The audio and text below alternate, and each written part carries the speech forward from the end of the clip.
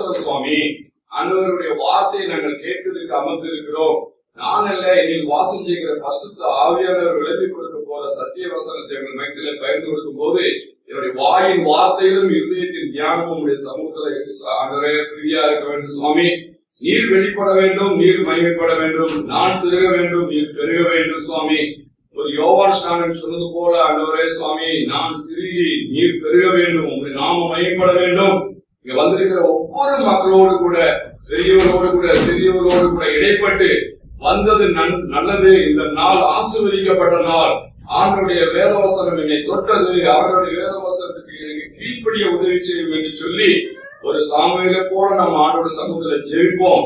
நிச்சயமாக ஆண்டோடைய வேதவசனத்துக்கு கீழ்ப்படுகிற பிள்ளைகளை ஆசீர்வதிக்கவே ஆசீர்வதிக்கிறார். பெருகவே பெருகப்படுகிற தேவனா இருக்கிறார்.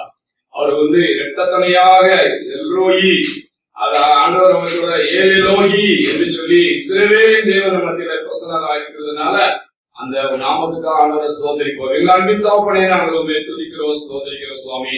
ஈவாக கிருபையாக கொடுத்த அந்த நாளுக்காக உண்மை துதிக்கிறோம். இது உங்களுடைய பரிசுத்தமான நாள்.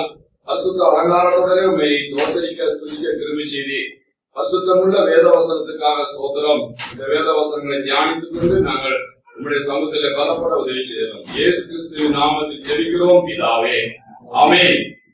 சீஷத்துவ மறுமலர்ச்சி ஊழியம், டிசைபிள்ஷிப் ரினிவல் மினிஸ்ட்ரி என்கிற ஊழியத்தை செய்து வருகிறோம்.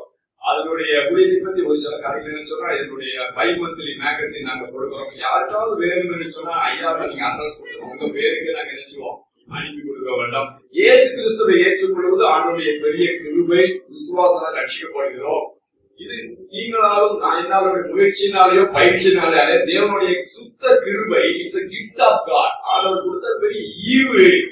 The justification of the Lord Jesus Christ was done great things on the cross. சிலுவையிலே அவர் செய்த பெரிய கிருபையினால, பரிசுத்த ரத்தத்தினால நீங்கள் நானும் விசுவாசிகளாக தேவனுடைய பிள்ளையாக அவங்களை பாக்கியத்தை கொடுத்திருக்கிறோம்.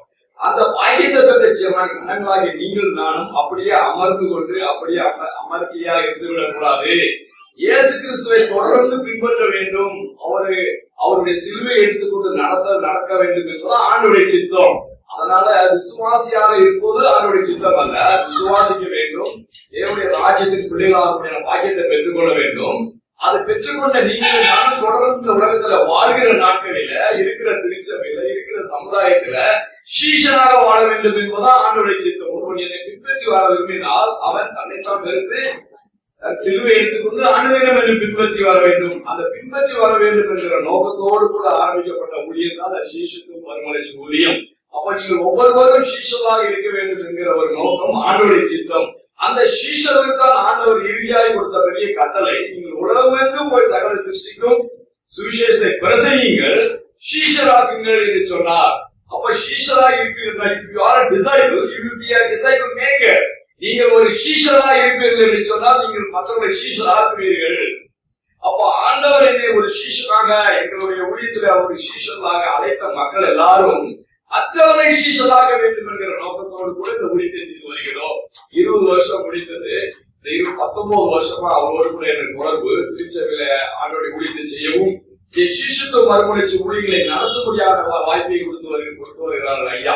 அதனால அவங்களுக்கு நன்றி செலுத்துகிறேன். திருச்சபை மக்களுக்கு நான் நன்றி செலுத்துகிறேன். சீஷத்துவ ஊழியத்தை நாங்கள் இந்த வறுமைப்படத்துல செய்து வருகிறோம்.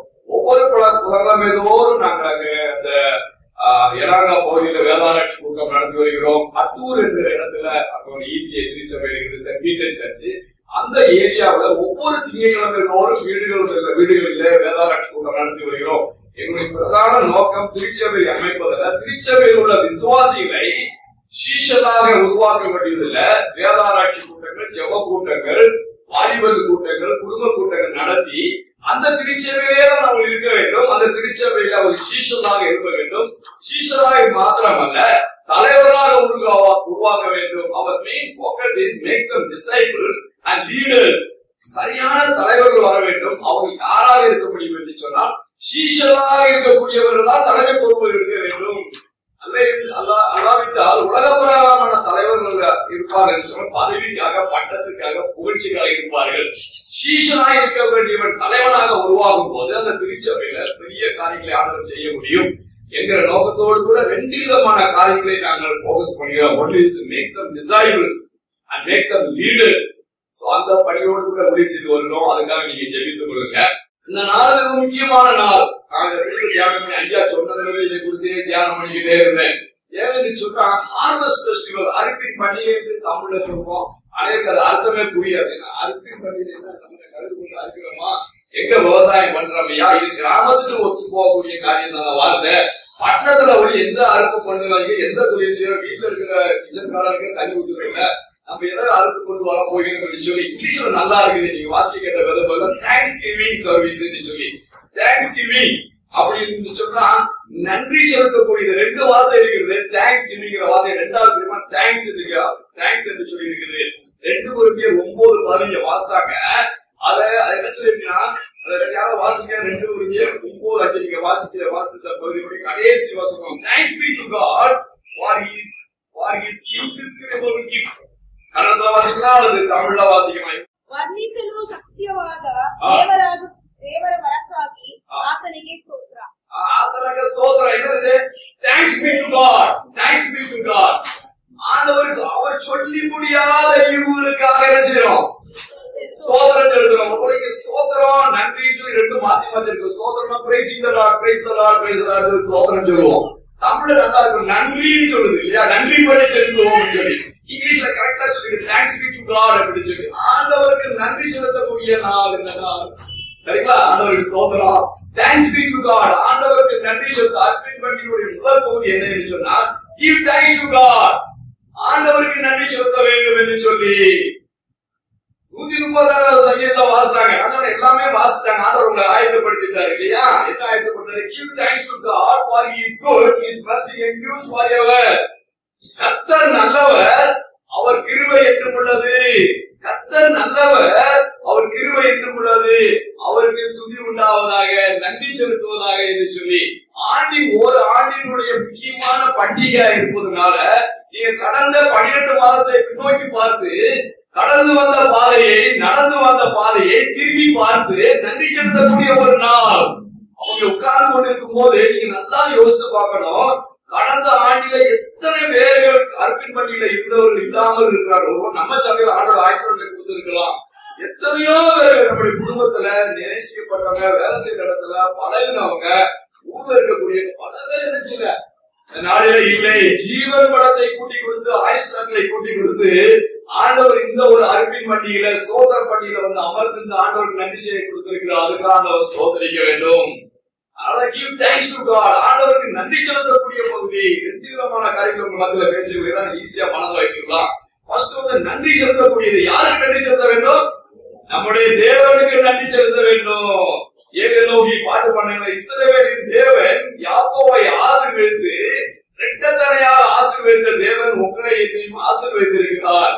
எத்தனையோ ஆசீர்வாதங்களை செய்திருக்கிறார். அது உங்களுடைய வாழ்க்கையில செய்தது உங்களுக்கு தான் தெரியும். நீங்க சற்று அமர்ந்து கொண்டு, ஆண்டவரே இந்த கடந்த 1 வருஷமாக என்னை எப்படிலாம் ஆசீர்வதித்திருக்கையா, எத்தனையோ பேருக்கு கிடைக்காத சாகியத்தை நீ தந்திருக்கிறீங்க சுவாமி என்று சொல்லி நன்றி செலுத்த வேண்டும் என்று சொல்கிறார். அப்போஸ்தலனாகிய பவுல் அங்க எபேசி பட்டணத்து மக்களுக்கு சொல்லும் போது வசனத்தை சொல்லும்போது எடுத்து வாசித்த என்னுடைய வெறும் வார்த்தையா அது ஆண்டோடைய வார்த்தை மத்தியில கடந்து வரும். எபேசியர் 5ஆம் அதிகாரம் 20ஆம் வசனத்தை வாசியுங்கள். உங்களுக்கு எக்ஸசைஸ் கொடுப்பேன். எடுத்து வேதத்தை வாசிக்கலாம். வேத வசனம் இல்லா கையில எடுத்து வராதவர்கள் கால் மூலம் கேட்டு கேட்கும் 5:20 படிங்க. நம்முடைய கர்த்தராகிய இயேசு கிறிஸ்துவின் நாமத்தினாலே எப்பொழுதும் எல்லாவற்றிற்காகவும் பிதாவாகிய தேவனை ஸ்தோத்தரித்து தெய்வ பயத்தோடு ஒருவருக்கொருவர் கீழ்ப்படிங்க. தேவனாகிய கர்த்தருக்கு இயேசு கிறிஸ்துவின் நாமத்தினாலே, இயேசு கிறிஸ்துவின் நாமத்தினாலே தேவனுடைய பாக்கியத்தை பெற்றிருக்கிற நீங்களும் நானும் தேவனோடு கூட செயல்பட பாக்கியத்தை பெற்றிருக்கோம். தேவனுடைய பிள்ளைகள் children of God in the name of Jesus Christ, இயேசு கிறிஸ்துவின் நாமத்தினாலதான் தேவனோடு கூட செயல்பட பாக்கியத்தை பெற்றிருக்கிறோம். அந்த தேவனாகிய கர்த்தருக்கு, God the Father, தேவனாகிய கர்த்தருக்கு இயேசு கிறிஸ்து நாமத்தினால என்ன செலுத்தணுமா? ஸ்தோத்திரம் செலுத்தணும்னு சொல்லுவோம். அங்கதான் வந்து கண்டுபிடிங்க. இங்கிலீஷ்ல பாத்தீங்கன்னா give thanks அப்படின்னு சொல்லுவாங்க. Give thanks to God. Give thanks to God always. எப்போ எப்போதும் நீங்க ஆண்டவர் என்ன செய்யுங்க, நன்றி செலுத்துங்க. எதற்காக? for everything. உங்களை குறித்து என்னை குறித்து என்ன ஆண்டோடைய சித்தம் தெரியுமா? வேற என்ன சித்தம்? எல்லாம் சொல்லுவாங்க, சோசிகாரனை போய் ஐயா எனக்கு கொஞ்சம் சித்தத்தை பத்தி சொல்லுங்கன்னு சொல்லி அநேகர் கேட்டுட்டு இருக்காங்க. வேதாவசனத்தை சொல்லுங்க, this is the will of God concerning about you. Give thanks in everything. எல்லாவற்றிலும் ஆண்டவர் என்ன செய்ய சோதனை எடுத்து, this is the will of God concerning about you. உன்னையும் என்னையும் குறித்து, உங்களையும் என்னையும் குறித்து ஆண்டவர் சிந்தை என்ன? எல்லாவற்றிலும் நன்றி செலுத்த வேண்டும் என்று சொல்லி அர்ப்பண பண்டிகையினுடைய அர்த்தம் உங்களுக்கு புரிஞ்சிருக்கு நினைக்கிறேன். எல்லாவற்றிற்காகவும் லாபமா இருந்தாலும் சரி, நஷ்டமா இருந்தாலும் சரி, துன்பமா இருந்தாலும் சரி, கஷ்டமா இருந்தாலும் எல்லா சூழ்நிலைகளிலும் ஆண்டவரே உங்களுக்கு நன்றி ஐயா, உங்களுக்கு நன்றி என்று சொல்லி நன்றி செலுத்தக்கூடிய பிள்ளைகளாக இருக்க வேண்டும். அதற்காகத்தான் இந்த கூட்டங்கள் ஒழுங்கு செய்யப்பட்டிருக்கிறது. நன்றி செலுத்தக்கூடிய பிள்ளைகளாக இருக்க வேண்டும். அப்படி நன்றி செலுத்தும் போது என்ன நடக்குது என்று சொன்னா, ஆண்டவருடைய நாமம் மையப்படுகிறது. ஒருவேளை இருதயத்துக்கு ஏற்ற மனுஷனாக இருந்த தாவீதுடைய வாழ்க்கையை நாங்க படித்துக் கொண்டிருக்கோம் அப்படி சொல்லி வருகிறேன். அவர் சொல்லும் போது பல கஷ்டங்கள், உயிரை வேட்டையாடி கொண்டிருக்கிற நேரத்துல கூட வனாந்தரத்தில் தங்கியிருக்கும் போது என்ன சொல்றாங்க, I will bless the Lord at all times, his praises will be on my mouth. கர்த்தரை எக்காலத்திலும் ஸ்தோத்திரிப்பேன், அவர் துதி எப்போதும் என் வாயில் எப்போது இருக்கியா? நல்லா இருக்கும் போது கம்ஃபர்டபுளா அப்படி சோஃபா செட்ல உட்கார்ந்துருக்காலே ஸ்தோத்திரம் ஐயா, அப்படி அல்ல. ஆண்டவருடைய பிள்ளையுடைய வாழ்க்கையில கஷ்டங்களின் மத்தியிலும் துன்பத்தின் மத்தியிலும் தன்னுடைய உயிரையே வேட்டையாடி கொண்டிருக்கிற நேரத்திலும் வனாந்தரத்தில் தங்கியிருக்கும் போது கூட என்ன சொல்றாரு, I will bless the Lord at all times. எக்காலத்திலும் அவர் நன்றி செலுத்துவேன், அவர் துதி எப்போதும் என் வாயில் இருக்கின்றார். இதுதான் பக்தனுடைய வாழ்க்கை. உங்களுடைய என்னுடைய வாழ்க்கையில் இப்படிப்பட்டதான் அனுபவத்தை ஆண்டவர் எதிர்பார்க்கிறார். தாவீது அப்படி ஆண்டவரை துதிக்கிறார் என்று சொன்னா, ஆண்டவர் எப்படிங்கிறார்? சங்கீதத்தில் சொல்றார், 50ஆம் சங்கீதத்துல, whoever offers praise glorifies God. ஏன் நன்றி செலுத்த வேண்டும்? எதுக்கு நன்றி செலுத்த? ஆண்டவருக்கு நன்றி செலுத்தா அவருக்கு மகிமை எல்லாம் குறைஞ்சிருமா? ஆண்டவருக்கு புகழ்ச்சி இல்லாம போயிருமா? நம்முடைய தலைவர்களுக்கெல்லாம் சொல்லுவோம், வாழ்க வாழ்க வாழ்க என்று சொல்ல, நீ கொஞ்சம் சத்தமா சொல்லுங்க, நீ சத்தமா சொல்லுங்க. காரணம் என்ன? அப்படியாவது மக்கள் மத்தியில புகழ்ச்சி. நீங்கள் நானும் புகழ்ச்சி சொல்வதால் ஆண்டோடைய புகழ்ச்சியில ஒரு ஜான கூட்ட முடியாது. ஒரு ஜான எல்லா சோதரத்துக்கும் துதிக்கும் கணத்துக்கும் மகிமைக்கு பாத்திரதா இருக்கிறவர். நீங்கள் நானும் ஆண்டவரை சோதரிப்பதனால உங்களுடைய என்னுடைய விசுவாசம் என்ன செய்யுது? பெருகும். சோதரப்படியிடுகிறவன் கிருபையினால் என்ன செய்வான்? கனப்படுவான். சோதரப்படி எடுக்கிறது ஆண்டவருடைய நாம மகிமைக்கு செலுத்துவது நம்முடைய வாழ்க்கையில கிருபை பெறுகிறது. அப்போ யாரெல்லாம் சோதரப்படி எடுக்கிறோமோ ஆண்டவரை மகிமைப்படுத்துகிறோம். ஒருவனை குளோரி என்று பேர் வைத்திருக்கிறதுனால மகிமை இல்ல, குளோரி குளோரி குளோரி குளோரி என்று சத்தம் போட்டு இருக்கிறதுனால குளோரி இல்ல. ஆண்டவரே நீர் என்னென்ன நன்மைகள் செய்திருக்கிறீர்கள் சுவாமி, என்னுடைய வாழ்க்கையில என்னுடைய அக்கிரமங்களை எல்லாம் மன்னித்திருக்கிறீர்கள் சுவாமி, நான் உங்களுடைய சமூகத்துல வருவது கூட தகுதி இல்ல, ஆனா உங்களுடைய இயேசு கிறிஸ்து ரத்தத்தினாலே கழுவி நீ சுத்திகரித்து தேவனுடைய பிள்ளைங்கிற வாக்கி கொடுத்திருக்கிற சோதரையா. ஒருவேளை இந்த சபையை கட்டிட பெத்தே, இது ஹவுஸ் ஆஃப் காட், தேவனுடைய வீடு. தேவனுடைய வீட்டுல ரத்தத்தால் கழுவப்பட்ட பிள்ளைகளை எல்லாம் ஒன்று சேர்த்து அமர்ந்திருந்து ஆண்டவரை ஆராதிக்கக்கூடிய பாக்கியத்தை கொடுத்திருக்கீங்க சுவாமி, அதுக்கு சோதரையா. என்னுடைய பாவம் எல்லாம் மன்னிக்கப்பட்டது, என் நோய்களை எல்லாம் குணமாய் இருக்கிறீர்கள் சுவாமி, என் பிராணனை அழிவுக்கு விலக்கி காத்துக் கொண்டீர்கள் சுவாமி, என்னை கிருபையினால் நன்மையினால் முடிச்சு கொண்டிருக்கிறீர்களே, என்னுடைய வயதை வாழ வயதாக மாற்றி இருக்கிறீர்கள் சுவாமி, அப்படி என்று நினைத்து கொண்டிருப்போம் என்று சொன்ன ஆண்டவர் என்ன சொல்லுவோம்? நன்றி செலுத்தக்கூடிய நாள். The harvest festival is a day to give thanks to God. ஆண்டவருக்கு நன்றி செலுத்தக்கூடிய நாளா இருக்குது, ஆண்டவருடைய மகிமையா இருக்குது. அப்பா பிதாவே என்று கூப்பிடும்படியான புத்திர சுவிகாரத்தை கொடுத்திருக்காரு. யாருக்கு கிருபை கிடைச்சிருக்கும்? உங்களை எல்லாம் உருவாக்கினவர், என்னை உருவாக்கினவர். எப்படி கூப்பிடுறோம்? அப்பா பிதாவே, my loving father, my loving daddy சொல்றோமே, இது எப்படி கிடைத்தது? உங்களுடைய என்னுடைய கிரியினால அல்ல, தேவனுடைய கிருபை. Is a gift of God. அவருடைய கிருபையினால விசுவாசத்தோடு ரட்சிக்கப்பட்டிருக்கிறோம். You are the temple of God and the spirit of God lives in you. நீங்களே தேவனுடைய ஆலயம். தேவனுடைய ஆலயத்தில் யார் வாசம் செய்கிறார்? தேவனுடைய ஆவியானவர் வாசம் செய்கிறார். The Bethel church is a house of God where the spirit of God dwells in us. இது பெத்தேல் தேவனுடைய ஆலயம், தேவனுடைய வீடு. தேவனுடைய வீட்டுல தேவனுடைய ஆராதிக்கிற பிள்ளைகளுடைய வாழ்க்கையில யார் வாசம் செய்கிறார்? பரிசுத்த ஆவியானவர் வாசம் செய்கிறார். ஐயா நீர் வாசம் செய்கிற ஒரு ஆலயமா இருக்கு ஐயா, நான் என்ன நன்றி சொல்லுவேன். உலகத்தை படைத்த ஆண்டவர் உங்க உங்களுடைய உள்ளத்திலும் என்னுடைய உள்ளத்திலும் உங்களுடைய இல்லத்திலும் என்னுடைய இல்லத்திலும் வாசம் செய்கிறார்கள். பாக்கியமா இல்லையா? அது எத்தனையோ பேருக்கு கிடைக்காத பாக்கியம். உலகத்துல வல்லவர்கள் இருக்கலாம், நல்லவர்கள் இருக்கலாம், அந்தஸ்துள்ளவர்கள் இருக்கலாம், ஆசையுள்ளவர்கள் இருக்கலாம்.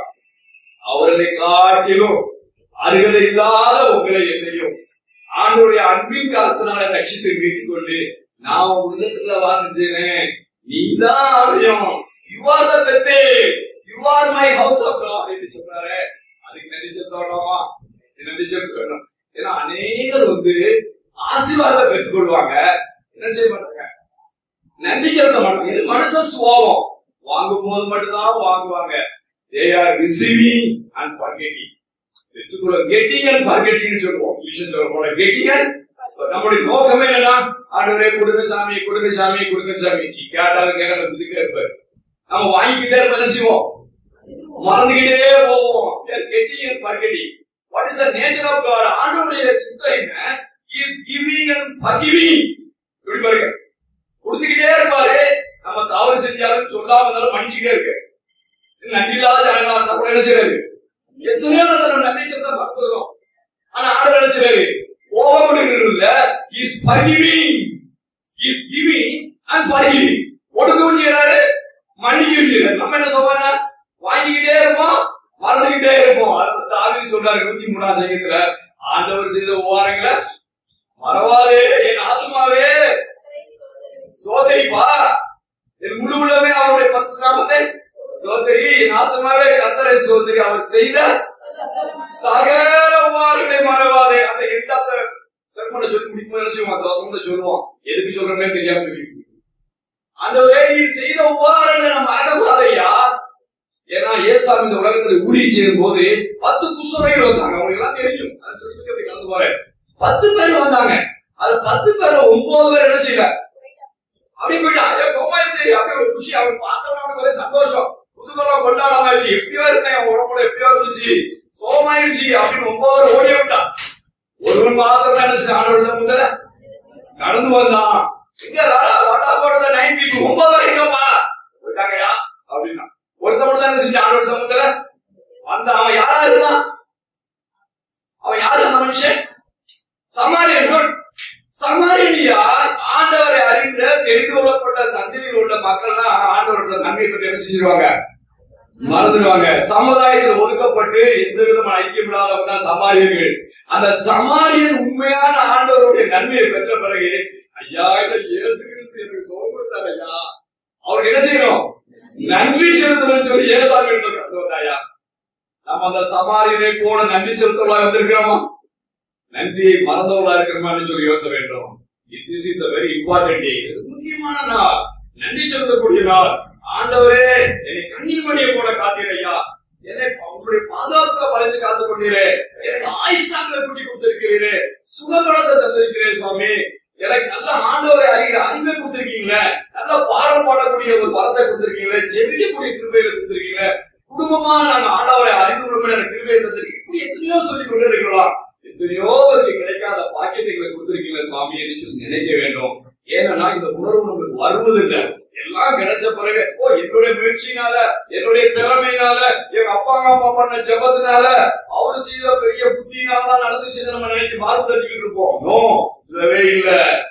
ஆட்சி இடையனாக இருந்தவன், ஆட்டுக்கு பின்னாக போய் கொண்டிருந்தவன், 8 பேர்ல 8வது பையனாக எட்டியாக கசப்பாக இருந்த மனாந்தரத்தில் இருந்த தாவீதை ஆண்டவர் தெரிந்து கொண்டார்.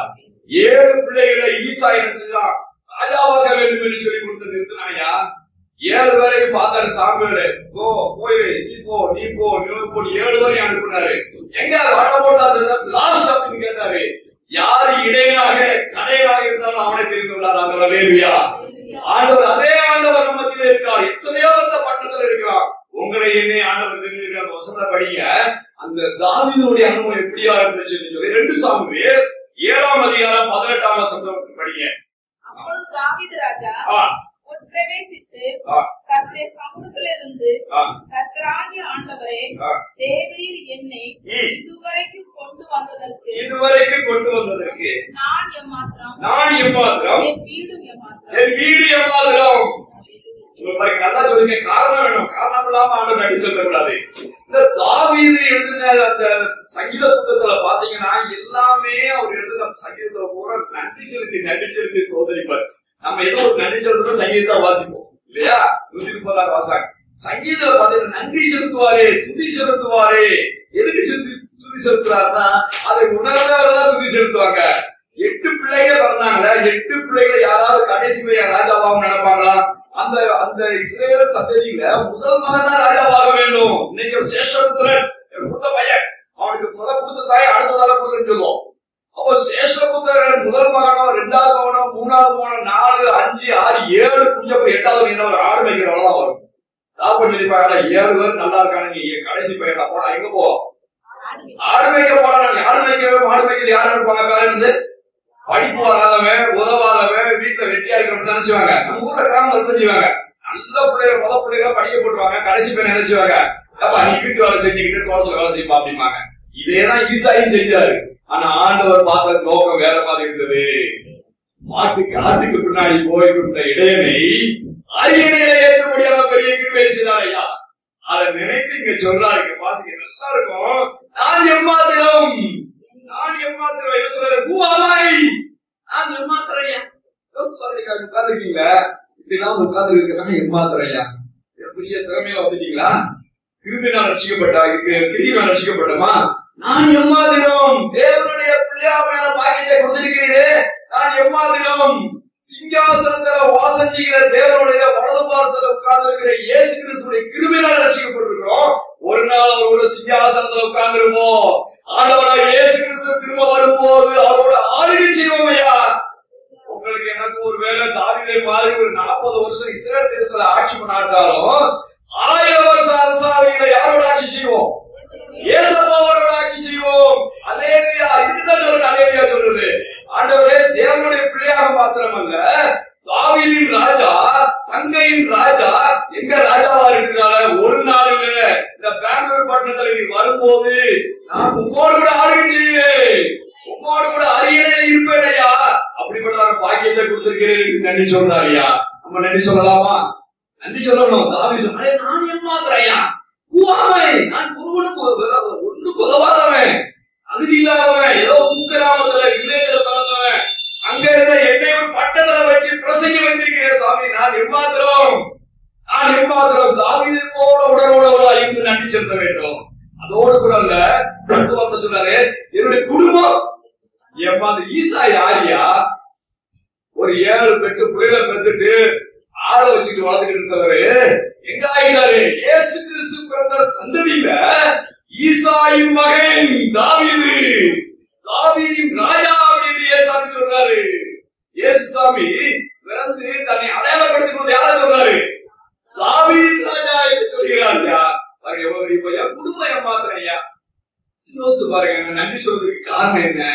தாவீதை போல ஒருவன் அந்த குஷ்டரோகி சுகமடைந்து திரும்பி இயேசு கிறிஸ்து வந்து சொன்னவன், என் சரீரத்தை நோக்கி பார்த்தேன், என் சரீரத்துல குஷ்டமா இருந்துச்சு, என் குஷ்டத்தெல்லாம் மாத்திட்டேன் ஐயா. என் உள்ளத்துல பாவங்களால நிறையப்பட்டிருந்தேன், என்னுடைய சிந்தனையில் அக்கிரம சிந்தை இருந்தது, என்னால எல்லாரும் வெறுக்கிறவங்களா காணப்பட்டாங்க, சமுதாயத்துல ஒதுக்கப்பட்டவனா இருந்தேன். ஆனா இயேசு கிறிஸ்துவின் ரத்தம் சகல பாவம் நீக்கி சுத்திகரித்திருக்குது. குழியில இருந்தேன், குப்பையில இருந்தேன், என்னை தூக்கினீர் ஐயா. ஆசாங்க 137 தாழ்மையில நினைத்தவரை துதியுங்கள். நான் தாழ்மையில இருந்தேன், அக்கிரமத்தில் இருந்தேன், உடையான சேற்றில் இருந்தேன். நீதியின் வலது கரத்தினால என்னை தூக்கி செல்ல பிள்ளையாக என்னை உங்களோடு கூட உட்காரப்படியான பாக்கியத்தை கொடுத்திருக்கிறேன் சாமி. உமக்கு சோதரம். என்னுடைய குடும்பத்தை உயர்த்திருக்கிறேன் சாமி, என் பிள்ளைகளை ஆசீர்வதித்திருக்கிறேன் சுவாமி அப்படின்னு நினைத்து ஆண்டவர் நினைச்சிருக்கோம். இங்க தாவீது அப்படி நன்றி செலுத்துகிறாரு. என்னுடைய குடும்பம் எப்பாத்திரம், நான் எப்பாத்திரம். அப்ப வேத வசனத்தின்படி இன்னைக்கு நீங்கள் நானும் உள்ளத்தின் ஆழத்திலிருந்து ஆண்டவர் செய்த உபாதனை மறக்காதபடிக்கு ஆண்டவரே உங்களுக்கு நன்றி சுவாமி, ஆண்டவரே நன்றி சொல்லுங்க. ஏதோ போதிக்கிறதுனால நன்றி சொல்லக்கூடாது. வேதத்தின்படி give thanks to God for his indescribable gift. சொல்லி முடியாத இங்கிலீஷ் டிஸ்கிரைப் பண்ண முடியாது. நான் சொல்லிட்டே அஞ்சு ஒரு தடவை பேசுவேன். ஏன்னா ஆண்டவர் செய்த உபகாரத்தை உட்கார்ந்து நீங்க சிந்திப்பீங்க சொன்னா நான் பேசுவதே ஆரம்பிக்கிறேன். எத்தனை பேர் பேச முடியாது தெரியுமா? எத்தனை பேர் நிக்க 66 வயசாகுது நின்று நீங்க வாய் பையன் மாதிரி பேச முடியுது, ஓட முடியுது. ஆண்டவர் கிருபை, சுத்த கிருபை. என்னுடைய தலையிலிருந்து ஆண்டவரின் பலன் மூலமா வழங்குகிறது. அவருடைய பலன் என்னுடைய உதவி செய்கிறது ஐயா. அதனாலதான் ஆண்டவருடைய நாமத்தில் ஆண்டவர் போதிக்க முடிகிறது. உங்களுக்கு அப்படிப்பட்ட கிருபையை கொடுத்திருக்காரு. உங்களுக்கு எத்தனை பேருக்கு உணவுனால அவர் நல்ல உணவுகளை கொடுத்திருக்காரு, நல்ல ஆடைகளை அணிய கிருபை கொடுத்திருக்காரு, நல்ல திருச்சபையை கொடுத்திருக்காரு, நல்ல ஊழியரை கொடுத்திருக்காரு. நினைச்சிருக்கணும். நமக்காகவே ஜெபம் பண்ணிக்கிட்டு கூடாது, மற்றவங்களுக்காக ஜெபம் பண்ணணும். ஆண்டவரை துதிக்கணும், அந்த குடும்பத்துக்காக ஜெபம் பண்ணணும். ஆண்டவர் அந்த குடும்பத்தை வைத்திருக்கீங்க தோத்திரம் ஐயா இப்படி என்று சொல்லி தாவீதை போல நன்றி செலுத்துவோம். அப்படி நன்றி செலுத்துகிற பிள்ளைகளாய் வாழும்போது ஆண்டவர் மகிமைப்படுகிறார். ஆண்டவர் இங்க அந்த பாட்டுல 9 பேர் எங்கயா நீங்க எத்தனையோ பேர் இருப்பாங்க, நீங்க வராம இருப்பாங்க காரணத்தோட. ஆனா நன்றி இல்லாதவர்களா இருப்பாருன்னு சொன்னா அது ஆண்டவருடைய சப்தத்தில் பிரியமா இருக்க முடியாது. நன்றி செலுத்துகிற நன்றி பலி, நன்றி பலி ஆண்டவருக்கு நன்றி செலுத்தும். ஆண்டவர் நாமம் மகிமைப்படுகிறது. அதான் முதல் பகுதி சொல்ற தேங்க்ஸ் கிவிங்ல தேங்க்ஸ் டு காட். இதற்காக நன்றி சொல்ல வேண்டும். ஏன் சொல்ல வேண்டும்? இதுல ஆண்டவர் பிரியப்படுகிறார், ஆண்டவர் மகிமைப்படுகிறார். இரண்டாவது காரியம் என்ன சொல்லி பார்க்கிறேன் சொன்னா, நீங்க 20 நிமிஷம் இருக்கு எனக்கு. ஆனா இரண்டாவது காரியம் என்ன சொன்னா கிவிங். தேங்க்ஸ் கிவிங் 2 இருக்கா? அப்ப மறக்க மாட்டீங்க செய்தியை. முதல்ல தேங்க்ஸ் சொன்னோம், தேங்க்ஸ் சொல்லணும், வேதத்தின்படி ஆண்டவருக்கு நன்றி செலுத்த வேண்டும். இரண்டாவது கிவிங். கிவிங்க பத்தி பேசாதீங்க, ஏன் பெந்தெகோஸ்தே தான் பேசுவாங்கன்னு. அப்படின்னு இல்ல, வேதத்துல சொல்லியிருக்கு கிறிஸ்டியன் கிவிங். ஆண்டவருக்கு என்ன செய்யணும்? கொடுக்கணும். ஆண்டவருக்கு கொடுக்கணும். ஆண்டவர் என்ன சொல்றாரு?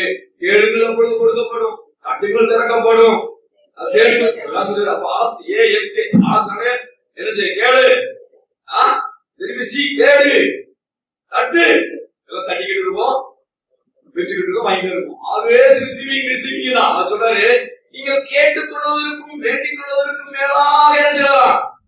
கொடுக்கலாம். ஏசாயா படிச்சு ஏசாயா சொல்றாரு, நீங்க ஜெபம் பண்ணும் போதே கொடுக்கலாம். நீ ஜெபம் பண்றதுக்கு முன்னாடியே அவர் கேட்கலாம். எப்படி பாருங்க ஆண்டவர் இது பாருங்க. Before you are asking, I hear. எப்படி நம்ம என்ன செஞ்சிக்கிறோம், என்ன கேட்க போறோம்? சொல் பரவாதற்கு முன்பாகவே அறிகிற தேவன். நீங்க நினைக்கலாம் நான் இதுதான் கேட்க போறேன், என்ன கேட்க போறேன்னு அவருக்கு என்ன செய்யும்? தெரியும். இது சரியா கேட்கிறோமா சரியா கேட்கிறாங்கிறது தெரியும். செதிக்கவே தெரியலையா?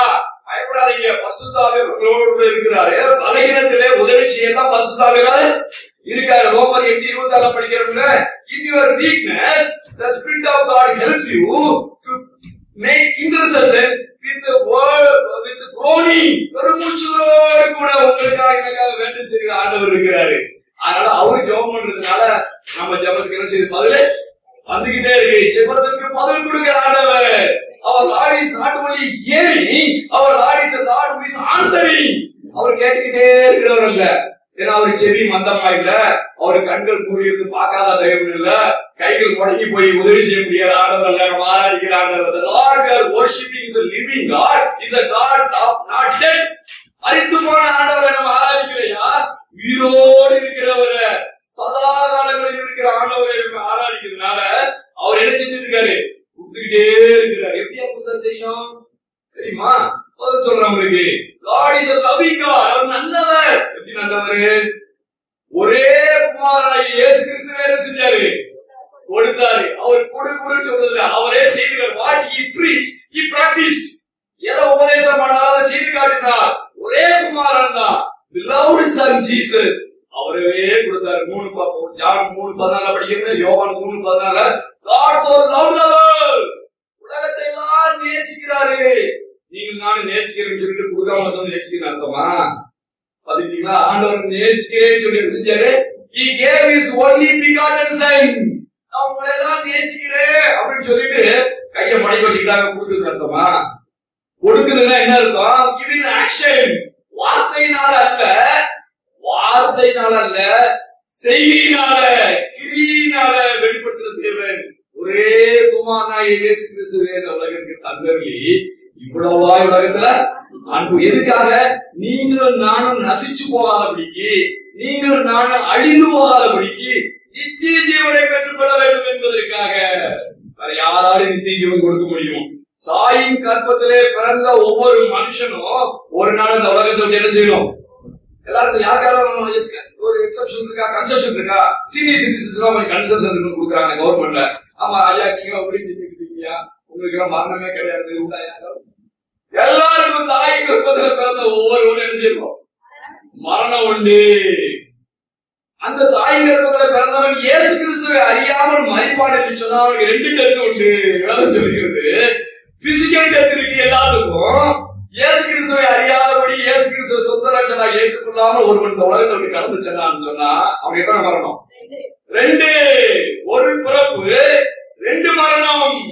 என்னையா இன்னைக்கு போய் இதை பேசிக்கிறீங்க? உண்மை சொல்றாங்க, உண்மையை சொல்றது சத்தமா சொல்லலாம். அவனுக்கு 2 மரணம் உண்டு. அவனுக்கு நித்தியாகினையாக நியமிக்கப்பட்டிருக்கிறது. இயேசு கிறிஸ்துவை அறிந்து வாழ்க்கையில ரட்சகராக ஏற்றுக்கொள்ளாமல் ஒரு மனிதன் இந்த உலகத்துல வாழ்ந்து கடந்து செல்வான் என்று சொன்னா நன்றாக தெரிந்து கொள்ள வேண்டும். ஐயா, நான் சரீரபரமாக மறிக்கிறேன், என்னுடைய ஆத்மாவை என்ன செய்யும்? நித்திய அக்கினிக்கு கடந்து செல்லும். அதனால்தான் நமக்கு பெரிய பாக்கியம். You are a chosen people. நீங்க உட்கார்ந்து எல்லாரும் ஆண்டவரால் தெரிந்து கொள்ளப்பட்ட பிள்ளைங்க. உலக தோற்றத்துக்கு முன்பாக இவங்களை தெரிந்து கொண்டிருக்கிறாரு. அதனாலதான் ஆண்டவருடைய கிருபையினால உங்களை ரட்சித்து இந்த திருச்சபையில வச்சிருக்காரு. யார் எதுக்கு? 2 பிறப்பு. தாயின் வயிற்றிலே பிறந்தோம், இயேசு கிறிஸ்துவின் நாமத்தினாலே மறுபிறப்பு பெற்றிருக்கிறோம். We have the rebirth, regeneration through the word of God. வேத வசனத்தின் மூலமாக மறுபிறப்பு பெற்றிருக்கிறோம். New life, new experience in Christ. அப்ப எத்தனை மரணம் தான்? சரீரத்துல போய் எல்லாரையும் கூட மரணம் மறிப்போம். அந்த நித்திய ஜீவன் உண்டு. ஆண்டவரோடு கூட நித்தியமாய் வாழ்வோம். Jesus is lives forever. He rose away from the dead. He is alive. He is sitting at the right hand of the heavenly Father. மரித்த இயேசு கிறிஸ்து 3ஆம் நாள் உயிர்த்தெழுந்தார். உயிர்த்தெழுந்த இயேசு கிறிஸ்து எங்கே இருக்கிறார்? பிதாவுடைய வலது பாதத்தில் நின்று உங்களுக்காக எனக்காக பரிந்து பேசிக் கொண்டிருக்கிறார்கள்.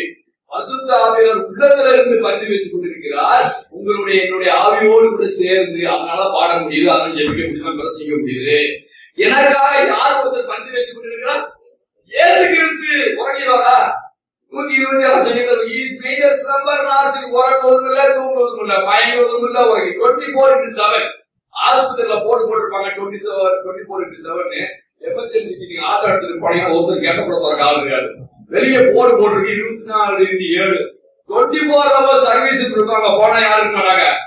ஐயா எமர்ஜென்சி டாக்டர் இருக்காங்க, ஐயா அவங்க வீட்டுக்கு போயிட்டாங்க, ஐயா நர்ஸ் தான் இருக்காங்க, நர்ஸ கிட்ட தூங்கிட்டு காலை வர சொல்லுவாங்க. ஆனா உங்களை என்னை உருவாக்கின ஆண்டவர் உறங்காமலும் தூங்காமலும் 24 மணி நேரம் உங்களுக்காக எனக்கு என்ன செஞ்சிருக்காரு? பரிந்து பேசிக் கொண்டிருக்கிறார். பரியாரியே கிறிஸ்தேசு. நல்லவர் பாருங்க, நல்லவர். அதை நினைச்சு கண்டிச்சிருக்கோம். ஜெகோவா ரபா நம்மளுக்கு சோம் கொடுக்கிற தேவன், அவர் பரியாரியாக தேவன். நீங்க பரிந்து பேசுறீங்களோ இல்லையோ, எனக்காக இயேசு கிறிஸ்து பிதாவுடைய வலது பாதத்தில் என்ன செஞ்சிருக்காரு? பரிந்து பேசிக்கிட்டு இருக்கிறதுனால நன்மையான ஈவுயாவும் பூர்ணமான வரங்களையாவும் ஜோதிகளின் பிதாவிடத்தில் என்ன செஞ்சிருக்கு? வந்துகிட்டு இருக்கு. அவர் உத்தமமாய் தேடுகிற பிள்ளைகளுக்கு ஒரு நன்மை என்ன செய்யல, முடக்குவதில்லை. ஒரு பாட்டு இருக்கும், முடக்காத தேவன் என்று சொல்லி ஒரு நன்மை முடக்குவதில்லை. சிங்க குட்டிகள் தாழ்ச்சி இருந்து பட்டினியாய் கிடக்கும் கர்த்தரை தேடுகிற பிள்ளைகளுக்கும் ஒரு நன்மை குறைவிடாது. அவங்க வாழ்க்கையில அவங்க கொடுத்த ஒரு நன்மை என்ன செய்யாது, குறைவிடாது. காரணம் என்ன? நீங்களும் நானும் ஆராதிக்கிற தேவன் நன்மை செய்கிறவரா இருக்கிறார். அவர் நன்மை செய்வதா இருக்கிறதுனால நன்மையான ஈவுகளையாவும் பூர்ணமான வரமும் எங்கிருந்து வந்துகிட்டு இருக்கு? ஜோதிகளின் பிதாவிடத்தில் வந்துகிட்டு இருக்கு. உங்க வாழ்க்கையில no one can stop the goodness. யாராலையும் என்ன செய்ய முடியாது, தடுக்க முடியாது. சூனியம் வச்சிட முடியாது, பில்லி சூனியம் வச்சிட முடியாது, மந்திரம் போட முடியாது. எல்லா மந்திரத்தையும் தந்திரத்தையும் மேலாக அதமணி போட்டு நன்மையான ஈவுகளையா உங்க வாழ்க்கையில நடக்கும், உங்க குடும்பத்தில் நடக்கும். நீங்க ஆசீர்வாதத்தை தேடி போட வேண்டாம். ஆசீர்வாதத்தின் தேவன் நம்மோடு கூட இருக்கிறார். பலகனியை திறந்து ஆசீர்வாதம் கொடுக்கிறார். யாருக்கு? அவருக்கு உற்சாகமாய் கொடுக்கிறது. நீங்க படித்த வேதவசனத்துல படிச்சீங்களா? 2 Corinthians 9:7 படிங்க.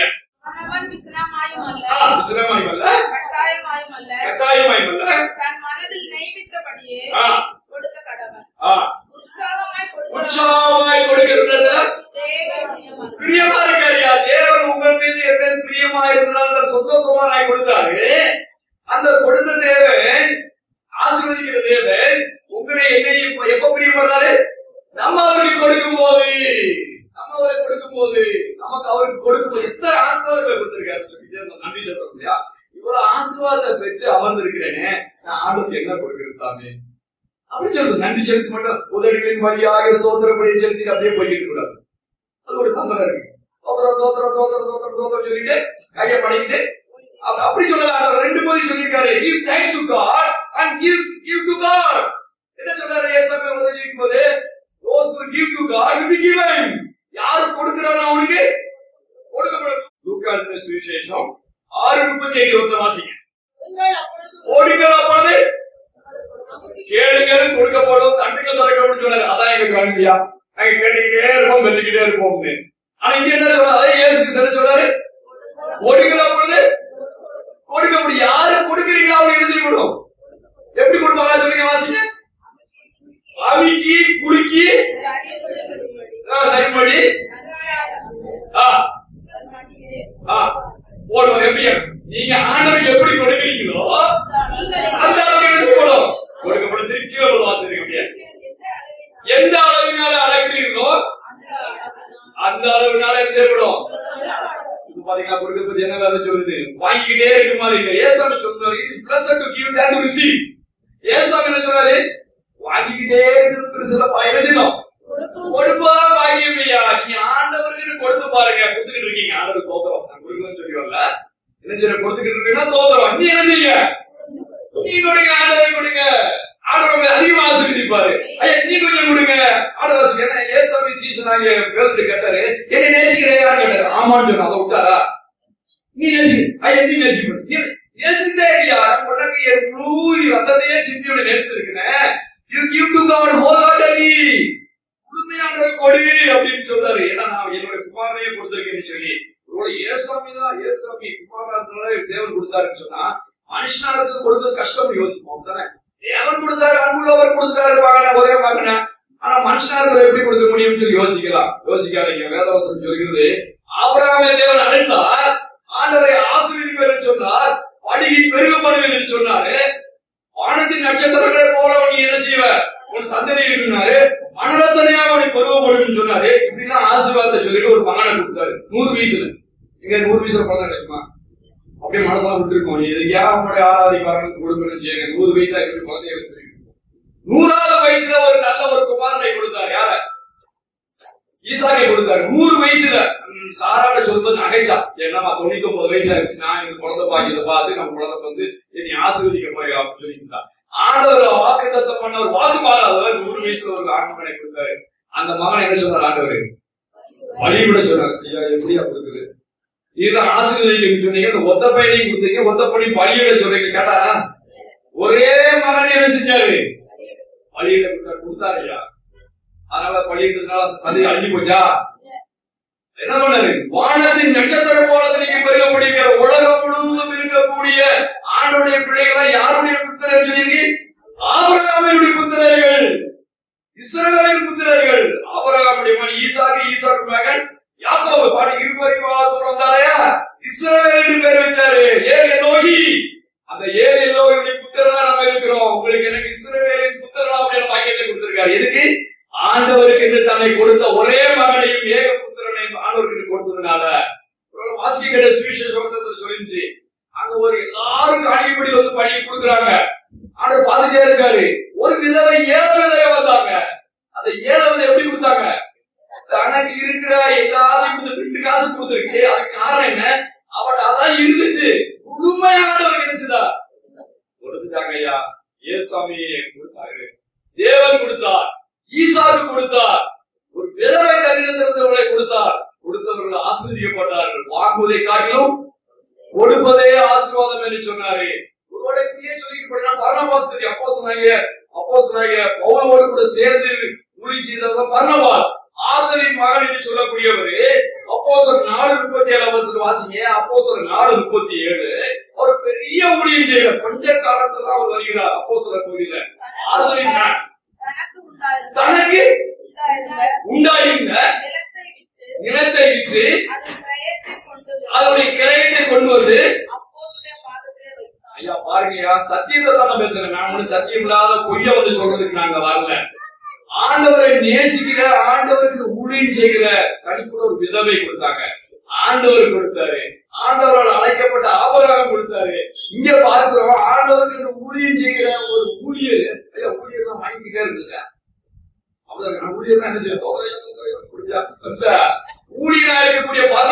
நினைச்சாரு தனக்கு உண்டான எல்லாரும் நிலத்தை வித்து அவருடைய கிரயத்தை முழுவதும் யாருக்கு வந்து கொடுத்தா?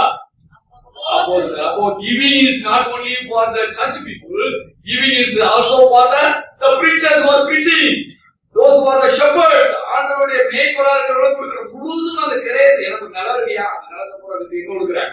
ஆண்டவருடைய சமூகத்துல வந்து கொடுக்கிறவங்க கொடுத்தாரு. ஆண்டவருடைய நாமத்துல கொடுக்கிற பிள்ளைகளை தேவன் ஆசீர்வதிக்கிறார். ஒரு காரியம் சொல்லி முடிக்கலாம். ஒருவேளை ஆண்டவர் கொடுத்தார், ஆபிரகாம் கொடுத்தார், விதவை கொடுத்தாங்க, ஆண்டவருடைய ஊழியத்தை செய்த பர்னபா கொடுத்தாரு. அப்ப இண்டிவிஜுவலா தான் கொடுத்தாங்க, சபையா கொடுக்க கூடாதா? சபை கொடுத்தாங்க. நல்ல ஒரு சபை. நீங்க வாசிக்க 2 1 எடுத்துக்கலாம். 8 1 முதல் 5 வசனத்தை வாசிக்க அது வந்து அதோட அர்த்தம் நல்லா புரியும்.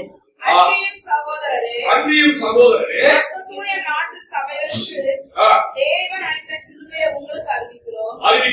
அவர்கள் மிகுந்த உபத்திரவத்தில் இருக்கும்போது சோதிக்கப்படுகையில் கொடிய தரித்திரமுடையவர்களாய் இருந்தும் தங்கள் பரிபூர்ண சந்தோஷத்தினாலே மிகுந்த உதாரத்துவமாய் கொடுத்தார்கள். பாருங்க, 5 வருஷம் வாசம் ஒரு சபை கொடுத்துட்டியா? நீங்க பெரிய சபை நினைக்காதுங்க, சின்ன சபை. ஒவ்வொருத்தரும் 5000 சபை வந்தாரு. 5000 பேர் போடுற இடம்ல பெரிய ஸ்கூட்டு போட்டு உட்காந்து கார்ல வந்து இறங்கிட்டு போய் அப்படியே பணத்துல இருந்து கொடுக்கறவங்க இல்ல. ஏழை சபை தருத்தத்துல இருந்தாங்க, ஓத்திரத்துல இருந்தாங்க. அப்படிப்பட்டதான சபை தான் மக்களுடைய திருச்சபை மக்கள். ஆனா அந்த மக்களோட இதயம் எப்படி இருந்துச்சு? கொடுக்கிறவங்களா இருந்தாங்க. அப்ப கொடுக்கணும்னு நினைக்கிறவங்க உதாரமா வச்சு ரொம்ப வச்சு கொடுக்கறது இல்ல. அங்க விதவை கொடுத்த மாதிரி அந்த கோத்திரமான சூழ்நிலையில, கஷ்டமான சூழ்நிலையில சந்தோஷத்தோடு கூட என்ன செஞ்சாங்க? கொடுக்கிறவங்க. ஒரு திருச்சபை, மக்களுடைய திருச்சபையில விசுவாசிகள் சந்தோஷத்தோடு கூட ஒவ்வொருத்தரத்துல கஷ்டத்துல இருக்கும்போது என்ன செஞ்சாங்க? ஒரு 2ஆம் வசனத்தை படிங்க. மேலும் அவர்கள் தங்கள் திராணிக்கு தக்கதாகவும் திராணி தக்கதும் கொடுத்தாங்க, திராணிக்கு மிஞ்சி கொடுக்கிறவங்களா இருந்தாங்க. என்பதற்கு நான் சாட்சியா இருக்கிறேன். எப்படி கொடுத்தாங்கன்னு பாருங்க. அப்ப கொடுக்கறதுல நம்மளுக்கு உதாரணத்தை வேதத்துல இருந்து பார்க்கிறோம். திருச்சபை மக்கள் கஷ்டத்துல இருக்கும் போது, நிஷ்டத்துல இருக்கும் போது, பாடுகள் இருக்கும் போது எல்லாமே இப்படி வச்சுக்கிறாங்க. ஆண்டவரை நேசிக்கிறவளா இருந்தாங்கன்னு சொன்னா எல்லாம் இருக்கும் போது மட்டும் இல்ல, எல்லா சூழ்நிலையும் நினைச்சுவாங்க ஆண்டவருக்கு கொடுப்பாங்க. அதான் மக்களுடைய திருச்சபை மக்கள் அப்படி கொடுத்திருந்தாங்க. அவங்க தகுதிக்கு தான் அப்படி கொடுத்தாங்க. ஒரு திருமண வீட்டுக்கு போனோம், அல்லது ஒரு பிரவேசம் பண்ணா ஐயா சொல்லுவாரு, ஒரு சின்ன பெரிய பானையத்துக்கு போனாதான் பார்க்கும்போது என்ன செய்வாங்க? அவங்க தகுதிக்கு தகுந்தால வந்திருக்காங்க, அப்படி பெங்களூர்ல இருந்து வந்திருக்காங்க, கார்ல வந்து இறங்கியிருக்காங்க, பிரேக்ல வந்து இறங்கியிருக்காங்க, பெரிய அண்டா தூக்கி போனா வாங்க வாங்க என்ன தகுதி என்ன சொல்றோமா இல்லையா? அங்க தெரியாம கொஞ்சம் அப்படி கொடுக்குறோம். மேடையில போட்டோ எடுக்கும்போது பெரிய சின்ன உள்ள பொருள் வந்து பெரிய பாசல் வச்சு போட்டோ எடுத்து பாதை எப்படி தெரியணும்? 2 பாசல் போட்டு கிட்டு போட்டா பாதை உள்ள திறந்து போட்டா சின்ன ஐட்டம் இருக்கும். ஆனா போட்டோம் மற்றவங்களுடைய பார்வைக்கு விளம்பரத்துக்கு பெரிய பொருளை கொடுக்குறோம். யாருக்கு? உலக பிரகார மனுஷனை கனப்படுவதற்கு. உங்களை இனி நேசிக்கிற ஆண்டவர் தன்னுடைய குமாரனை கொடுத்தவர் பிதாவா இருப்பாருன்னா என்னுடைய கணம் எங்கே? மலாக்கிய சொல்றாரு, என்னை அப்பா பிதாவா என்று கூப்பிடுறீங்க, நான் உங்களுக்கு தகப்பன்னு சொன்னா, நான் உங்களுக்கு பிதாவா இருப்பேன்னு சொன்னா, where is my honour, where is my respect? அங்க வரும்போது மட்டும் எல்லாரும் சொந்தம் தானே, வானம் பூமியும் அவருடையது, பொண்ணு வெளியும் அவருடையது, நம்ம கொடுத்துதான் அங்க போய் நிறைய போதாகும். இப்படி ஒரு சாக்கு இது நம்ம எதை சாதாரண எடுத்துக்கிடுவோம். ஆண்டவர் என்ன சொல்றாரு? உங்கள் மீது ஒரு குறை உண்டு. என்ன குறை உண்டு? வாய்க்கால் என்ன துதிக்கிறீங்க, ஆனா உங்களுக்கு இருதயமோ தூரமா இருக்குது. இந்த மக்களுடைய திருச்சபை மக்கள் எப்படி கொடுத்தாங்க? இந்த வசனத்தை படிங்க, அந்த 4ஆம் வசனத்தை படிங்க. தங்கள் உபகாரத்தையும் பரிசுத்தவான்களுக்கு செய்யப்படும் தர்ம ஊழியத்தின் பங்கையும் நாங்கள் ஏற்றுக்கொள்ளும்படி அவர்கள் எங்களை மிகவும் வேண்டிக் கொண்டார்கள். மேலும் நாங்கள் நினைத்தபடி மாத்திரம் கொடாமல் தேவனுடைய சித்தத்தினாலே முன்பு தங்களை தாமே கர்த்தருக்கும் பின்பு எங்களுக்கும் ஒப்பு கொடுத்தார். அவங்க இவ்வளவு உற்சாகமாய் கொடுத்ததுக்கு, கருத்திரத்துல கொடுத்ததுக்கு, தகுதிக்கு மேல கொடுத்ததுக்கு காரணம் என்ன? முதல்ல யாரை கொடுத்தாங்க? அவர்களை கொடுத்தார்கள். அவர்கள் என்ன சொல்றாங்க? He gave themselves to the Lord. First they gave themselves to the Lord. ஆண்டவருக்கு யார் கொடுக்க முடியும் தெரியுமா? யார் இப்படி படைக்க முடியும் தெரியுமா? முதலாவது தன்னுடைய வாழ்க்கையே தன்னுடைய இதயத்தை ஆண்டவருக்கு கொடுத்தவங்க. மக்களுடைய திருச்சபையில இருந்த மக்களுடைய மனதுக்கு காரணம் என்ன? கொடுத்தது மனசு. அவங்க இருதயத்தை ஆண்டவருக்கு கொடுத்திருந்தாங்க. ஐயா, அப்ப நீங்க கொடுங்கன்னு சொல்றதுக்கு முன்னாடி நான் உங்களுக்கு என்ன சொல்ல வைக்கிறேன்னா, உங்க இருதயத்தை ஆண்டவருக்கு கொடுங்க. There is a coordination between heart and hand. என்னுடைய கைக்கும் என் இதயத்துக்கும் தொடர்பு உண்டு. என்னுடைய சரீரத்தின் ஒவ்வொரு அவயங்களும் அசைகிறதுன்னு சொன்னா எதை வச்சிருக்கு? Heartbeat. ஐயா போயிட்டாரு, எதுக்கு போயிட்டாரு? ஹார்ட் பீட் நின்றுச்சு. தொட்டு பார்க்க கடைசியில் வந்து மூச்சு போகாம இருக்கு. என்ன தொட்டு பார்த்த மூச்சு அப்பவே போயிடுச்சியாங்க. எதுக்கு? Heart beat நின்றுச்சியா? கை அசைவுல கண்ணு மூணு தொந்த மணிக்கு இருக்கு, மூணு மணிக்கு இருக்குங்களா?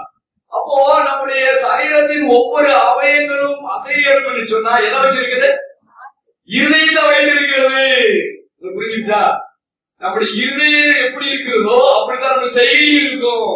இந்த இருதயத்துல பரிசுத்த ஆவியானவர் வாசம் செய்வார் என்று சொன்னா, பரிசுத்த ஆவியானவர் ஆளுகை செய்வார் என்று சொன்னா, பரிசுத்த ஆவியானவர் தான் எல்லா ஆசீர்வாதங்களையும் கொடுத்திருப்பார் என்று சொல்லுவேன் என்று சொன்னா, உங்களுடைய இருதயத்தை ஆண்டவருக்கு கொடுத்திருப்பேன் என்று சொன்னா, if you give your heart to the Lord, if the Lord is residing and reigning in your heart, உள்ளத்துல தங்கி இருக்கிறதுக்கு மட்டும் பரிசுத்த ஆவியானவர் வரல. நம்ம என்ன சொல்றோம்? He is residing in my heart. உள்ளத்துல தங்கி இருக்காரு.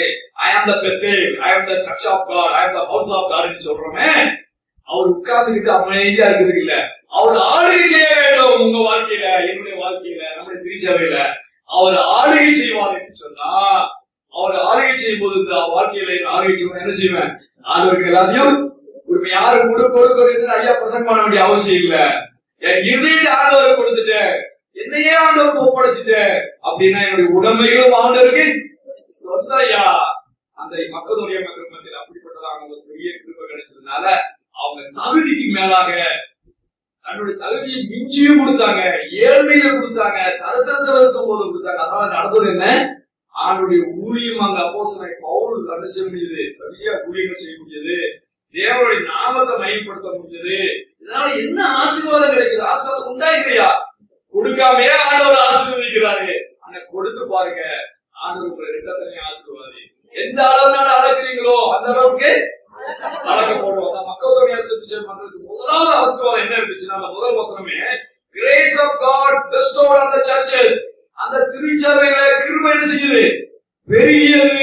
ஆண்டவருக்கு கொடுக்கும் போது அவருடைய கிருபை பெறுகிறது. நீங்கள் நானும் நிர்மூலமாக இருக்கும் தேவனுடைய சுத்த கிருபை ஸ்தோத்திரம் பண்ணி எழுதுகிறதுனால கிருபை பெறுகிறது. அதுலயும் ஒரு ஸ்டெப் அகண்ட் ஆகுது. இனி ஆண்டவருக்கு கொடுத்துக்கிட்டு இருக்கையா, நீங்க கொடுத்து பாருங்க, உங்களுக்கு ஆண்டவருடைய கிருபை என்ன செய்யும்? பெருகும். உறவின் மத்தியில் ஆண்டவருடைய கிருபை சஃபிஷியன்ட். அப்பதான் அப்போஸ்தலன் பவுல் சொல்றாரு, அவருடைய கண்ணில் இருக்கிற வியாதி சுகமாகல, ஆண்டவர் என்ன பதில் கொடுத்தாரு? by grace is sufficient for you. என்னுடைய கிருபை உனக்கு போதும். உங்களுக்கு எனக்கு ஆண்டவருடைய கிருபை போதுமாக இருக்கும் என்று சொன்னா, ஆண்டவருடைய கிருபை நமக்கு முன்பாக கடந்து செல்ல வேண்டும் என்று சொன்னா, ஆண்டவருடைய பிரசன்னம் நம்மளுடைய போது இருக்குன்னு சொன்னா, ஆண்டவருக்கு என்ன செய்யணும்? நம்ம கொடுக்க வேண்டும். ஆண்டவர் கொடுப்பது ஆண்டவருக்கு பிரியம் என்று சொல்றாரு. எனக்கு ரொம்ப பிரியம், அதனால நான் பிரியப்படுகிறேன். God loves a cheerful giver. நீங்க ஆண்டவருக்கு கொடுக்கும், ஆண்டவருக்கு பிரியப்படுவார். நம்ம என்ன சொல்றோம்? ஆண்டவரே உங்களுக்கு பிரியமான பிள்ளையா இருக்குன்னு சொல்லி, I want to live a life pleasing to you. நான் யாருக்கு பிரியமா இருக்கணும்? தேவனுக்கு பிரியமா இருக்கணும்னு சொல்லி நம்ம கையை கொடுக்கணும்னு சொல்லி வேதம் சொல்லுகிறது. அதனால என்ன, நீங்க வானத்தின் பலகணியை திறந்து உங்களுக்கு நான் கொடுக்காமல் இருக்கணும். We are unlocking the blessings of heaven. பரிசுத்த ஆவியானவரே நம்ம உள்ளத்துல கிரீசில் கொடுக்கும் போது பலகணியை திறந்து இடம் கொள்ளாதவரை என்ன செய்றாரு? ஆண்டவர் கொடுக்கிறாரு. It is a gratitude of attitude. ஆண்டவருக்கு கொடுக்கிற ஒரு நல்ல ஒரு குணாதிசயம். ஆண்டவருக்கு நன்றி செலுத்துவதோடு மாத்திரமல்ல, ஆண்டவருக்கு நன்றி உள்ளையா நினைச்சு ஆண்டவருக்கு கொடுக்கணும். அப்படி செய்வதனால தேவ நாமம் மகிமைப்படுகிறது. நான் என்னுடைய செய்தியை முடிக்க விரும்புகிறேன். ஒரே ஒரு காரியத்தை சொல்லி முடிக்கிறேன். அவங்க எல்லாம் தெரிஞ்சுதான். ஒருவேளை காலையில எழுந்த உடனே இப்ப என்னென்ன பேஸ்ட் யூஸ் பண்றீங்கன்னு தெரியாது, ஆனா மறக்க முடியாத பேசுறது கோல்கேட் இல்லையா? கோல்கேட் பத்தி எல்லாம் தெரியுமா இல்லையா? புதுமை எல்லாம் பெரிய ட்ரேட்லாம் வந்துருச்சு. ஆனா எப்போது நிரந்தரமானது இருந்தா கோல்கேட் பேஸ்ட் இல்லையா? அந்த கோல்கேட் பேஸ்ட் பத்தி உங்களுக்கு எந்த அளவுக்கு தெரிஞ்சுக்கணும் இல்ல, தெரியாதவங்க சொல்றேன். தெரிஞ்சவங்க தெரிஞ்சதா கடைசியில் ஆமென் சொல்லலாம். கோல்கேட்ங்கிற பேஸ்ட் என்னைக்கு ஒரு ஸ்டாண்டர்ட் ஒரு எனக்கு 66 பிறந்ததுல இருந்து தெரிஞ்ச கோல்கேட் தான் தெரியும். வேற பேர் சொல்றதுக்கு நான் வர்றதில்லை இல்லையா? அப்ப கோல்கேட் பேஸ்ட்ங்கிறது கிட்டத்தட்ட more than 200 கண்ட்ரீஸ்ல இருக்கு. எத்தனை கேட்டீங்களா? இந்தியால மட்டும் இல்ல, 133 கோடி மக்கள் மத்தியில் மட்டும் இல்ல, 221 நாடுகள்ல கோல்கேட் பேஸ்ட் இருக்கு. இந்த கோல்கேட் பேஸ்ட் உண்டாக்கினவர் யாரு தெரியுமா? யாருக்கு பேர் தெரியுமா? கோல்கேட் பேஸ்ட் தெரியும். கோல்கேட் பேஸ்டோட உரிமையாளர் தெரியாது. நான் சொல்லிட்டேன். அவர் வில்லியம் கோல்கேட் என்று சொல்லிட்டு அதனுடைய உரிமையாளர். அவங்க அப்பா பேரு ராபர்ட் கோல்கேட். ராபர்ட் தெரிஞ்சவங்க, நம்மளுக்கு வில்லியம் இருக்கு, ராபர்ட் இருக்கு. தாவனார் பேரு ராபர்ட் கோல்கேட், அவருடைய மகன் பேரு வில்லியம் கோல்கேட். அவரு ஆரம்பித்த ஒரு கம்பெனி தான் கோல்கேட் பேஸ்ட் சேவிங் கிரீன். அப்ப இவங்க என்ன பண்ணாங்கன்னா, இங்கிலாந்து தேசத்துல பண்ணவங்க ராபர்ட், அவருடைய மகன் வில்லியமும் அங்க உள்ள ஒரு இக்கட்டான சூழ்நிலை, உயிருக்கு ஆபத்தான ஒரு சூழ்நியம் வந்ததுனால 18ஆம் நூற்றாண்டுல வில்லியம் பிட் என்று சொல்லி ஒரு பிரைம் மினிஸ்டர் இருந்தாரு. அவர் நெருக்கமா இருந்தனாலே அப்பா தப்பிச்சு போயிடப்பா, இங்க உங்க குடும்பத்தை என்ன செஞ்சிருவாங்க, உயிரோடு எடுத்துருவாங்க. நன்மைக்கு தான் இருந்துருப்பாங்க. அன்னைக்கு ஆண்டவர் வந்து அந்த சூழ்நிலை எதுக்கியா இப்படி இங்கிலாந்து தேசத்துல பிறந்து போயிடலான்னு அந்த தேசத்தை விட்டு அமெரிக்கா தேசத்துக்கு குடியேறினாங்க. அமெரிக்கா தேசத்துக்கு போய் அவர் விவசாய குடும்பமா இருந்ததுனால அங்க போய் என்ன செய்யறாரு, ஒரு சோப்பு கம்பெனியில கேண்டில் செய்யற கம்பெனியில போய் வேலை செஞ்சாரு அவர் ராபர்ட். அங்க வேலை செஞ்சு அது குழம்புக்காக பார்த்தாங்க. அது நல்லா ஓடல, சரியா செய்ய முடியல. ஆனா தோல்வி தான் சந்திச்சாங்க. திருப்பி என்ன வேலைக்கு வந்துடுறாரு, விவசாயம் பண்ண வந்துடுறாங்க. இப்படி காலகட்டம் வரும்போது ராபர்ட் கோல்கேட் இறந்து போயிடுறாரு. இந்த வில்லியம் கோல்கேட் 19 வயசா வாலிபனா இருந்தவர் மனம் சோர்ந்து போகாதபடிக்கு மறுபடியும் ஒரு கம்பெனில போய் என்ன செய்யறாரு, அந்த கேண்டிலும் அந்த சோப்பு செய்யற பேஸ்ட் செய்யற அந்த கம்பெனில போய் பணி செய்யறாரு. பணி செய்தால் ஆண்டவருக்கு தன்னுடைய வாழ்க்கையை ஒப்பு கொடுத்த ஒரு குடும்பமா இருந்ததுனால, ஆண்டவரே தெய்வம், ஆண்டவரே ரட்சியவரே, எங்களை குறை கூட்டுகிற தேவன், சிங்க குட்டிகள் தாழ்ச்சினால் பட்டினியா கிடக்கும் கத்திரை ஒரு நன்மையும் குறைபடாதுக்கு வைராக்கியமா இருந்ததுனால அவருக்கு திருமணம் ஆகி 11 குழந்தைங்க.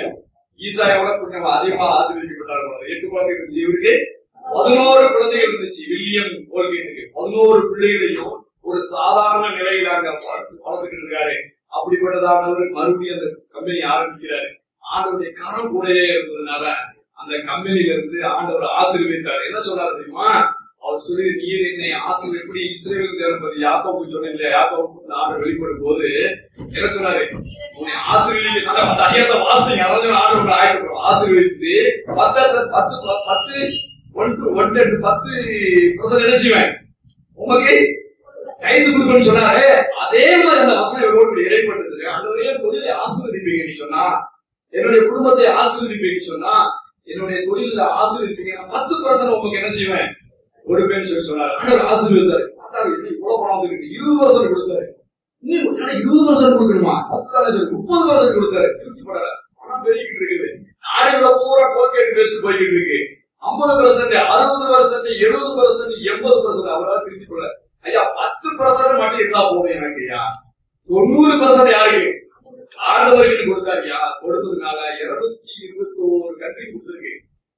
more than 200 கண்ட்ரீஸ்ல இந்த கோல்கேட் பேஸ்ட் போய்கிட்டு இருக்கு. காலையில எந்திரிச்சோன்னா கோல்கேட் பேஸ்ட் விளக்குறமே, நீங்க நான் அதை வாங்கி யூஸ் பண்ணோம்னா அந்த பணத்துல 90% எங்க போகுது, ஆண்டவருக்கு போகுது, ஊழியத்துக்கு போகுது. உலகம் வந்து நடக்கிற ஊழியத்துக்கு கோல்கேட் பேஸ்ட்காரங்க 90% டைப் கொடுக்குறாங்க. நம்ம 10% கொடுத்துட்டு 4 தடவை திருப்பி பார்க்க வேண்டியிருக்கு. அதை மறந்துடும். 90% கொடுத்துட்டு இருக்காரு இன்னைக்கும். அதனால ஆண்டவர் அந்த கோல்கேட், வில்லியம் கோல்கேட்டை ஆசீர்வதித்தார். அது மூலம் ஆண்டோட நாம மையப்படுகிறது. அவர் தருதலாகவில்லை, அவர் குடும்பம் ஆசீர்வதிக்கப்பட்டதுனால அமெரிக்க தேசத்துல பாத்தீங்கன்னா அவருக்கு சொந்தமும் எந்த ஒரு யூனிவர்சிட்டியோ ஒரு ஸ்கூல் ஆரம்பிக்கல, எல்லாத்துக்கும் கொடுத்ததுனால அவங்க பேர் வச்சாங்க.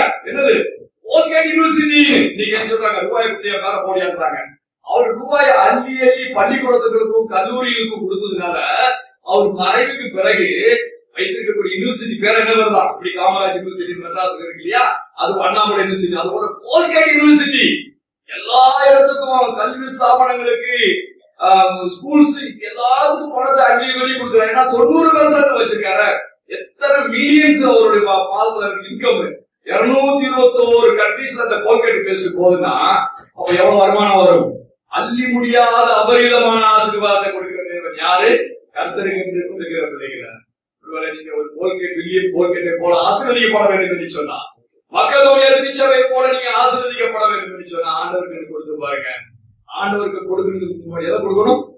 நம்ம இருதயத்தை கொடுக்கணும். இருதயத்தை கொடுத்தாங்க. ஒருவன் இருதயத்தை ஆண்டவர் கொடுப்பீர்கள் சொன்னா நம்ம கையை படிக்க வச்சிருக்க முடியாது.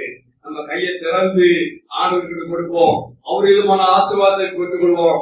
ஆசீர்வாதத்தின் வாய்க்கால்களாக இருப்போம். God will bless us and make us a channel of blessing. உங்களை ஆசீர்வதிப்பார். உங்களை சேகரிக்க ஆசீர்வாதி வாய்க்காலாக வைப்பார். அப்படிப்பட்டதான பெரிய கிருபையை தேவன் தருவாராக. ஆமென்.